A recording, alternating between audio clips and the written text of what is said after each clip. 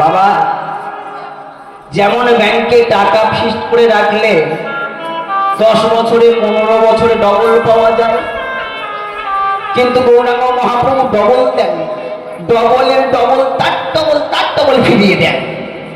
প্রমাণটা কি? প্রমাণটা হলো মহাভারতে দ্রৌপদী। দ্রৌপদী ভগবান কৃষ্ণকে 1 খণ্ড বস্ত্র দান করেছিলেন মা। তার বিনিময়ে কৃষ্ণ দ্রৌপদীকে শত শত বস্ত্র দিয়ে লজ্জা নিবারণ করিয়েছিলেন। কখন দান করলে? বস্ত্রটি কখন দান করলে একটু আগে যেতে হয়। যেদিন শিশুপাল জন্মগ্রহণ করলে 4টি হাত নিয়ে শিশুপালের মা বলে বললেন, আমার ছেলে ভগবান। কেন না, যদি কৃষ্ণ বংশের কারাগারে 4টি হাত নিয়ে জন্মগ্রহণ করেছে, যদি ভগবান হতে পারে, আমার ছেলেও ভগবান। মুনি ঋষিরা গণনা করে বলেছিলেন, মাগো আপনার ছেলে ভগবান নয়, আপনার ছেলে ভাগ্যবান। কেমন ভাগ্যবান? জগতে একজনের হাতে মৃত্যু হবে, আর কার হাতে মৃত্যু হবে আগে থেকেই সেটা জানতে পারবে। কেমন করে? তোমার ছেলেকে যে কোলে নেবে, যার কোলে গেলে ওই 4টি হাতের মধ্য দিয়ে 2টো হাত খসে পড়ে যাবে, তার হাতে মৃত্যু হবে তোমার ছেলে শিশুপালে। মা তো অতি চালাক গো, মা অতি চালাক। যদি পাঠ দিতে হয় সকালে সকালে দেওয়া ভালো, আগে থেকেই দেওয়া ভালো। বন্যার জল যখন ঢুকে পড়বে, তখন কি বাঁধে মাটি চাপালে মাটি থাকবে? থাকবে না। তাহলে আগে থেকে বাদ দেওয়া ভালো। কার হাতে গেলে আমায়, কার কোলে গেলে আমার ছেলে 4টি হাতের মধ্যে দিয়ে 2টো হাত খসে পড়ে যায়, আমাকে জানতে হবে। সবাইকে ডেকে ডেকে কোল দিলেন, সবাই কোলে নিলেন। কারোর কাছে গিয়ে, কারোর কোলে গিয়ে হাত খসে পড়লো না। বাকি আছে কে? কৃষ্ণ আর বলরাম। সবাই তো কোলে নিল, সেই বেটা দুটো গেল কোথায়? কৃষ্ণ বলরামকে খোঁজ পড়ে গেল, খুঁজে বের করা হলো। হ্যাঁ রে খোকা, ভাইকে সবাই কোলে নিল, তোরা কোলে নিবি না? আই ভাইকে কোলে নে। বলরামের কোলে যখন দিয়েছেন, বলরামের কোলে গিয়ে হাত খসে পড়ল। বাকি আছে কে? কৃষ্ণ। যখন বলরামের কোল থেকে শিশুপালকে নিয়ে কৃষ্ণের কোলে দিচ্ছে, ধর বাবা ধর, থাক না পিসমা, পরে নেব। বলে পরে বললে হবে না, সবাই এখন কোলে নিল, তুই এখন কোলে নে। জোর করে কোলে চাপিয়ে দিয়েছে। আর যখন ওই কৃষ্ণের কোলেতে জোর করে চাপিয়ে দিয়েছে শিশুপালে, সঙ্গে সঙ্গে শিশুপালের ওই 4টি হাতের মধ্য দিয়ে 2টো হাত খসে পড়ে গেছে। মারার জানতে বাকি রইল না, যদি জগতে কারোর হাতে মৃত্যু হয়, সেটাই কৃষ্ণের হাতে মৃত্যু হবে। করজোরে গিয়ে দাঁড়ালেন কৃষ্ণদেব। কৃষ্ণ, তোর কাছে আমি কোনোদিন কিছু চাইনি, তোর কাছে আমি একটা জিনিস চাইবো, আমাকে দিবি বাবা। কি জিনিস? তুই কথা দিয়ে দিবি। আরে বলবে তো কি দিবি? কৃষ্ণ রে, ওরে কৃষ্ণ রে, তুই নাকি ভক্তের ভগবান, তুই নাকি ভক্তের ভগবান, তুই নাকি ভক্ত বাঞ্ছা কল্প তরু, তুই নাকি ভক্ত বাঞ্ছা কল্প তরু। তোর কাছে যে যা চাই তাই, তোর কাছে যে যা চাই সে তাই পাই। আমি তোর কাছে একটা জিনিস চাই কৃষ্ণ, তোর কাছে আমি একটা জিনিস চাই। যদি আমার ছেলে কোনদিন ভুল করে থাকে, তুই ক্ষমা করবি। কি কথা বলো? বলো মনে করে বললে হবে না বাবা, তুই একটু কাছে আয়। কৃষ্ণের কাছে ডেকে নিয়ে কৃষ্ণের হাতটা নিয়ে মায়ের মাথাতে চাপিয়ে দিয়েছে। বল কথা দে, মাথায় হাত দিয়ে কথা দে, তোর কাছে যা চাইবো তুই তাই দিবি। কথা দিলাম পিসিমা, আজ তুমি আমার কাছে যা চাইবে আমি তোমাকে তাই দেবো। বলো তুমি কি চাও? কৃষ্ণ রে, তোর কাছে কোনোদিনই কিছু চাইনি কৃষ্ণ, আজ একটা জিনিস চাই। কি জানিস কি? আমার ছেলে শিশুপাল যদি তোর কাছে, তোর চরণে শতই অপরাধ করে, সেই শতই অপরাধ তুই ক্ষমা করবি, কথা দে। মাথা থেকে তো হাত নামাচ্ছে। নিরুপায় হয়ে কৃষ্ণ বলে উঠলেন, পিসিমা ঠিক আছে, আমি কথা দিলাম ওই শিশুপালের আমি 100 অপরাধ ক্ষমা করব। আর যখন হাত মাথা থেকে নামিয়ে নিয়েছে, কৃষ্ণ বলে উঠলেন, পিসিমা শিশুপালের আমি 100 অপরাধ ক্ষমা করব, কিন্তু যেদিন 101 অপরাধ হয়ে যাবে সেদিন তোমায় ছেলে ছাড়বো না গো। তোমার ছেলের ছাড়বো না গো, তোমায় ছেলের ছাড়বো না, সেদিন তোমায় ছেলের ছাড়বো না গো। সেদিন আমি দেখে নেব তোমায় ছেলের ছাড়বো না গো, সেদিন আমি দেখে নেব তোমায় ছেলের ছাড়বো না গো। 100 অপরাধ আমি ক্ষমা করব, আর যেদিন 101 অপরাধ হয়ে যাবে সেদিন তোমায় ছেলেকে আমি ছাড়বো না, ছাড়বো না, ছাড়বো না। 101 কত বড় বড় অপরাধ করলে, 100 অপরাধ করলে হাসি মুখে কৃষ্ণ সহ্য করলেন, মেনে নিলেন। কিন্তু 101 অপরাধ কোন দিনে করেছিলেন? যেদিন যুধিষ্ঠির যজ্ঞ করবে, যজ্ঞ সভাতে এসেছেন কত হাজার হাজার মুনি ঋষি, কত রাজা, কত প্রজা, কত ব্রাহ্মণ। সেই সবার মাঝে গিয়ে বিশ্বদেব বলে উঠলেন, খোকা রে, তুই এত বড় যজ্ঞের আয়োজন করেছিস, ভালোই করেছিস, কিন্তু এই যজ্ঞ সবাই যে শ্রেষ্ঠ তাকে তুই অর্ঘ্য নিবেদন কর। কিন্তু এতজন এসেছে, এই সভাতে আমি কাকে শ্রেষ্ঠ মনে করব? কেমন করে শ্রেষ্ঠ জনকে আর বেছে নেব? বলে, ওরে, যেখানে জগৎ শ্রেষ্ঠ কৃষ্ণর উপস্থিত, আর তুই শ্রেষ্ঠ কাউকে খুঁজে বেড়াচ্ছিস, তুই কৃষ্ণকে অর্ঘ্য নিবেদন কর। যুধিষ্ঠির সহদেবকে ডেকে বলে বললেন, ভাই, কৃষ্ণকে অর্ঘ্য নিবেদন কর। সহদেব যখন অর্ঘ্যের ডালিটি নিয়ে যাচ্ছে কৃষ্ণকে দেওয়ার জন্য, ওই সভাতে বসেছিলেন শিশুপাল। সবার মাঝে দাঁড়িয়ে উঠে চিৎকার করে বললেন, ছি ছি ছি ছি ছি ছি, এই জগতের শ্রেষ্ঠ,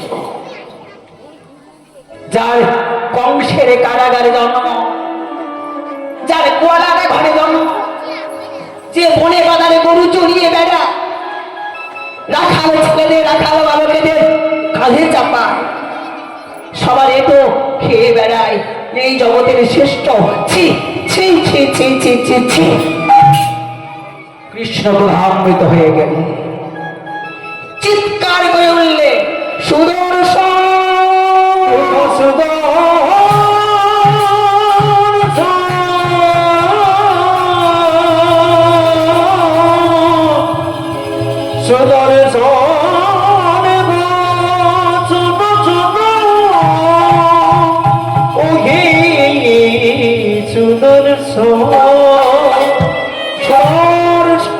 সুদর্শন বলি, কৃষ্ণ ডাকিতে লাগিলা, ডাকিতে লাগিলা, কোথা হতে সুদর্শন চক্র আসে, সুদর্শন চক্র আসি প্রভুর হাতে প্রবেশিলা, প্রভুর হাতে প্রবেশিলা।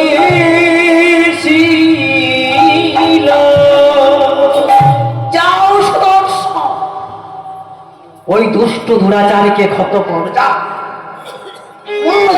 করো। চক্র ছেড়ে দিলে চক্র ঘুরতে ঘুরতে গিয়ে শিশুপালের মুন্ড ছেদন করলেন। লুটিয়ে পড়লে ধুলাতে। শিশুপালের দেহ ধুলাতে লুটিয়ে যখন পড়েছে, সবাই লক্ষ্য করে আছেন শিশুপালের দিকে। কৃষ্ণের দিকে লক্ষ্য ছিল একজনে, সেটা হলো দ্রৌপদী। দ্রৌপদী কি দেখলে? কৃষ্ণ ভাবাবেশে দাঁড়িয়ে আছে, ওই চক্রের আঘাতে কৃষ্ণের আঙুলি কেটে গিয়ে ঝরঝর করে রক্ত ঝরছে। থাকতে পারলে না দাঁড়িয়ে, দ্রৌপদী ছুটতে ছুটতে গিয়ে নিজের শাড়ির আঁচলে কাটল। কৃষ্ণের আঙুলে যখন বেঁধে দিলেন, হাতে যখন বেঁধে দিচ্ছে, কৃষ্ণ নয়নে নয়ন দিয়ে বলেছিলেন, গো আজকে এক খণ্ড বস্ত্র দান করে যে উপকার তুমি আমাকে করেছ, এমন একটা দিন আসবে, এমন একটা সময় তোমার আসবে, সেই দিন সেই সময় আমি তোমায় শত শত বস্ত্র দিয়ে লজ্জা নিবারণ করবই করব। সেই দিনটা কবে এসেছিল মা? যেদিন দুঃশাসন বস্ত্র হরণ করেছে। যতই টানছে ততই আসছে, কোথা থেকে আসে শাড়ি, আর পাচ্ছে হাঁপিয়ে গিয়ে বলছে, পিপাসা, আমায় জলে পিপাসা পেয়েছে, আমাকে জল দাও, জল দাও। দুর্যোধন বলে বললে, দূর হয়ে যাও। একটা নারীর বসন খুলতে গিয়ে জলে পিপাসা পেয়ে গেল, দূর হয়ে যাও। অন্দরমহল থেকে গিয়ে জলে খেয়ে এসো, যাও। অন্দরমহলে জলপান করতে গেলে, আর অন্দরমহলে জলপান করতে গিয়ে কি দেখলে? অন্দরমহলে আছে দুর্যোধনের 100 ভাইয়ের 100 বধূ, এদের অঙ্গে বসন নেই। চিৎকার করে বলে, দেখি তোমাদের এইরূপ অবস্থা কেন? বলে বললেন পুত্র বধূরা বলে বললে, আমাদের এই জন্য দায়ীকে জানো? তুমি। আমাদের এই দশার জন্য দায়ীকে জানো? তোমরা শত ভাই। শোনো, দ্রৌপদীর যতটুকু বসনে টেনেছ, আরে টেনো না। এবার যদি দ্রৌপদীর বসনে গিয়ে টানো, এই যে দুটো বসন আছে পড়া, এ দুটো চলে যাবে, আরে টেনো না। কোথাকার জিনিস কোথায় সাপ্লাই করেছে বুঝতে পারছে? এটাই হলো ভগবান। আর সেই ভগবানকে আমরা বলি, ভগবান তুমি নেই, ভগবান তুমি পাশা, ভগবান তুমি অন্ধ। সারা জীবন ডাকলাম না, আর যখন বিপদে পড়লাম তখন গিয়ে ভগবানের চরণ। ভগবান তুমি অন্ধ, তুমি কি দেখতে পাও? এটাও বলেছিলেন, সেটা হলো মহাভারতে গান্ধারী। ভগবান তুমি সব জানো, তুমি সব করেছো, এই কথাটা বলেছিলেন গান্ধারী। কখনো বলেছিলেন যেদিন কুরুক্ষেত্রের যুদ্ধ শেষ, নেই আর ধনুকের টঙ্কা, কুরুক্ষেত্রের মাঠে নেই আর বীরের হুঙ্কা, স্তব্ধ শ্মশানের ন্যায় পড়ে আছে কুরুক্ষেত্রের মাঠ। কুরুক্ষেত্রের মাঠে পড়ে আছে কত হাজার হাজার মৃত সৈন্যের দেহ। কুরুক্ষেত্রের মাঠে পড়ে আছে দুর্যোধনের শত ভাইদের দেহ। কুরুক্ষেত্রের মাঠে পা দিলে রক্তে পা ভিজে যায়। সেই শ্মশান সম কুরুক্ষেত্রের মাঠে অন্ধ স্বামী ধৃতরাষ্ট্রকে সঙ্গে করে নিয়ে একটা হাতে মশালে নিয়ে চলেছে গান্ধারী। কুরুক্ষেত্রের মাঠে গিয়ে একটা মৃত দেহ উল্টে পাল্টে দেখছে, কোথায় আমায় দুর্যোধন, কোথায় আমায় দুঃশাসন, কোথায় আমায় শতপুত্র? আর মাঝে মাঝে চিৎকার করে ওঠে, দুর্যোধন, দুর্যোধন।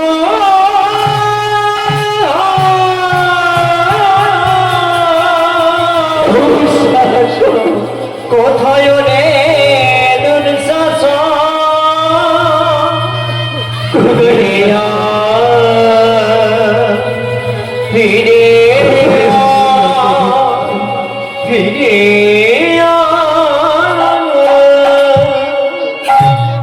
ওরে ফিরে আয় তোরা একটিবার মাকে মা বলে না ওরে একটিবার কথা বল তোরা একটিবার কথা বল একটিবার মা বলে না তোদের মা ডাকে প্রাণটা জুড়া একটিবার মা কুরুক্ষেত্রের মাঠে যখন দাঁড়িয়ে পুত্র হারা জননী হাহাকার করে চিৎকার করে কাঁদছে কে যেন আড়ালে দাঁড়িয়ে বিদ্রুপের হাসি হাসছে কে হাসে কে হাসে পুত্র হারানোর জননী কাঁদি আমি আর এমন বিদ্রুপের হাসি কে হাসে সর্বমুখে নইলে আমি তোমাকে অভিসম্পাদ করব কৃষ্ণ সর্বমুখে এসে দাঁড়ালেন পিসিমা আমাকে চিনতে পারলে না পিসিমা আমি তো তোমার কৃষ্ণ গো কৃষ্ণ ওরে দুষ্ট দুরাচার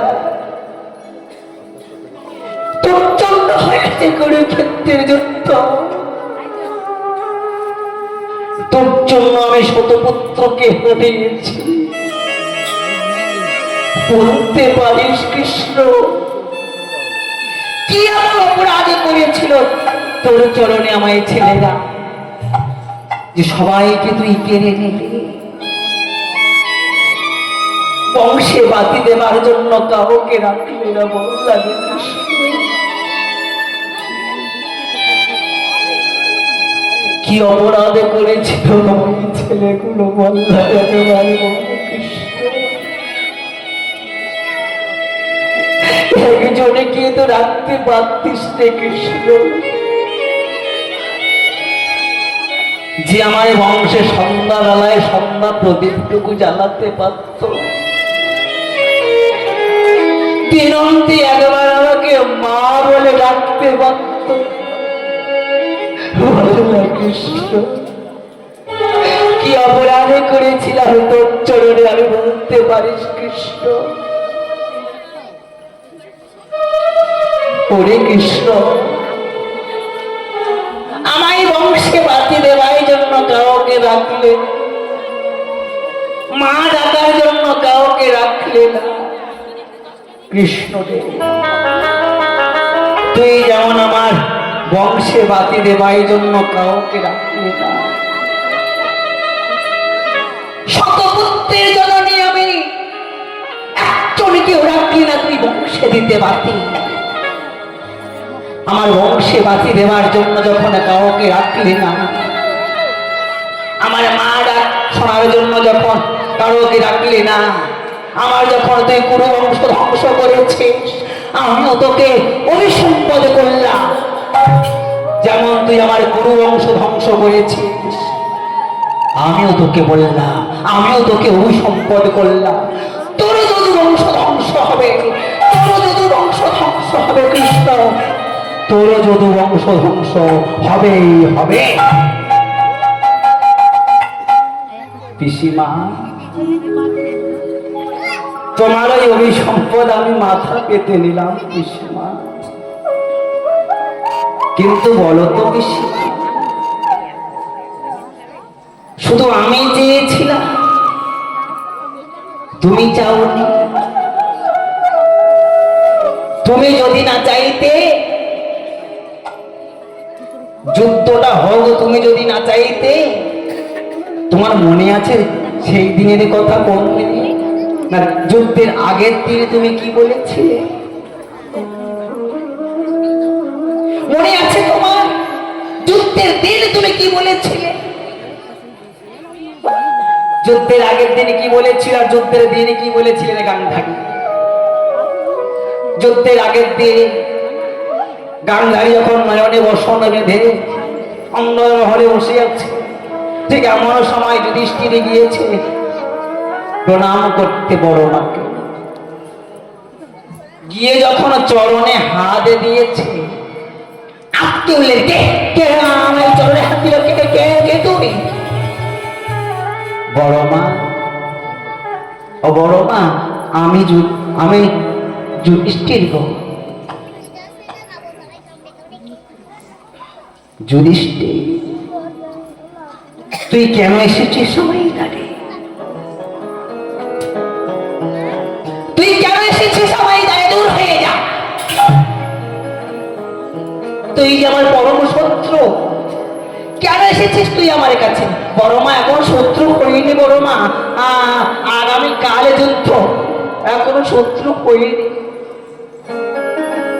কেন এসেছিস আমার কাছে? বড় মা, আগামী কালে যুদ্ধ, আমি যাব যুদ্ধ করতে। যুদ্ধ ক্ষেত্রে হতে যদি আর ফিরে না আসা হয়, তাহলে বড় মা তোমার চরণে কোনোদিন প্রণাম করতে পারবো না, তোমায় চরণ স্পর্শ করতে পারবো না বড় মা। বড় মা, যুদ্ধে যাওয়ার আগে বড় মা একটিবার আশীর্বাদ করবে না বড় না? বড় মা, একটিবার আশীর্বাদ করো না, তোমার ওই হাতটা আমার মাথাতে একেবারে ঠেকিয়ে দাও না বড় মা। অনেক আশা নিয়ে এসেছি বড় না? বড় মা, দেবে না বড়? বাঙালি মাথায় হাত দিয়ে বলেছিলেন, ঠিক আছে আমি তোকে আশীর্বাদ করলাম, ধর্মের জয় হোক, সত্যের জয় হোক।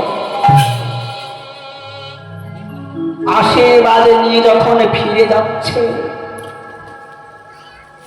দেখতে পেলেন কে? দুর্যোধন। চিৎকার করে উঠলেন, মা মা,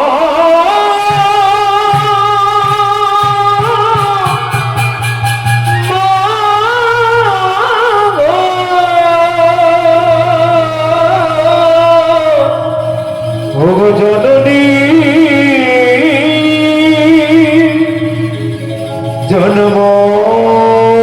জন্মভূমি মা,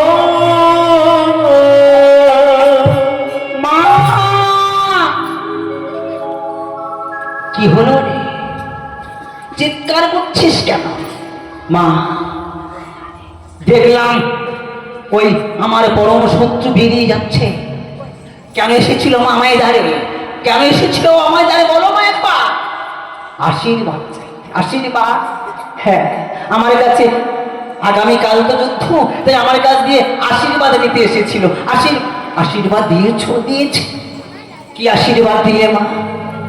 মাথায় হাত দিয়ে বলে ফেলেছে, সত্যের জয় হোক, ধর্মের জয় হোক। সর্বনাশ করেছ তুমি, সর্বনাশ করেছ মা। সবে জানা সত্ত্বেও তুমি এমন আশীর্বাদ কেন করলে মা? কি করবো, মুখ দিয়ে যে বেরিয়ে গেছে। একটা কাজ কর, যখন মুখ দিয়ে বেরিয়ে গেছে আর তো আমি কথাটা ফিরিয়ে দিতে পারবো না। একটা কাজ কর, আজ রাতে তুই আমার কাছে উলঙ্গ অবস্থাতে আসি, এলে আমি তোকে আশীর্বাদ করব, আমি তোকে বর দেব। দেখিস বাবা, লজ্জা করিস না যেন। তুই মায়ের কাছে আসবি, লজ্জা নেই, আসবি বাবা, উলঙ্গ অবস্থাতে আসবি। রাত্রি 12টা, মা তো উলঙ্গ অবস্থাতে যেতে বলেছে, তা উলঙ্গ অবস্থাতে লুকিয়ে লুকিয়ে চলেছে। কেন? আমি রাজা, আমার একটা সম্মান আছে, যদি কেউ দেখতে পায় আমাকে পাগল রাজা বলবে না। রাতের অন্ধকারে লুকিয়ে লুকিয়ে যখন চলেছে, ওমা সবার চোখ ফাঁকি দেওয়া যায়, একজনের চোখে ফাঁকি দেওয়া যায় না। মন্দিরে বসে আছে, ফাঁকি দেওয়া যায়, সবার চোখ এড়ানো যায়, তার চোখ এড়ানো যায়, একেবারে স্বর্ণকে হাজে। ছি ছি ছি ছি ছি, পাগল হয়ে গেছ? কৃষ্ণকে দেখা মাত্রই লজ্জা নিবারণ করে দাঁড়িয়েছে। তুমি কি পাগল হয়ে গেছো? এই উলঙ্গ অবস্থা যাচ্ছ কোথায়? মা যেতে বলেছে, মা আমাকে বর দেবে। বাহ, যাও মা বর দেবে, যাও বরটা নিয়ে এসো। কিন্তু যখন ছোট ছিলে তখন লজ্জা বলে কিছু ছিল না, এখন তো বড় হয়ে গেছো, এই অবস্থাতে মায়ের কাছে যেতে পারবে? একটা কাজ করো, আমাকে দেখে যতটুকু লজ্জা নিবারণ করেছো ততটুকু লজ্জা নিবারণ করে মায়ের কাছে যাও। কিন্তু আমি যে বসন পূরণ কিছু আনিনি। বলে কি হবে বসন? আমি ব্যবস্থা করে দিচ্ছি। কি ব্যবস্থা? ওই সর্বমুখে দেখতে পাচ্ছ কদলী বৃক্ষ? বলে হ্যাঁ। কত কলা গাছ, ওই কলা পাতা কেটে পরে নিয়ে দুর্যোধনকে কলা পাতা পরিয়ে দিলেন কে? কৃষ্ণ।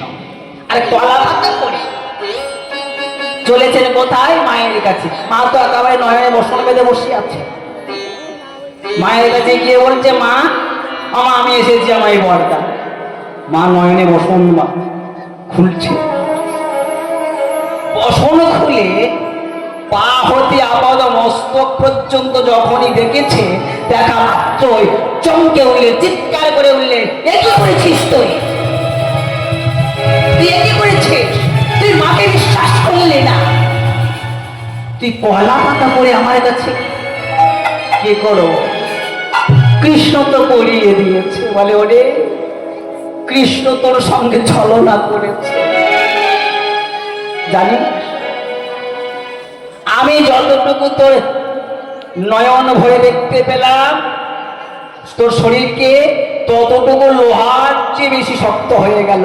ওই ভীমের গলা, 80 মনে গলা তোর কিছু করতে পারবে না।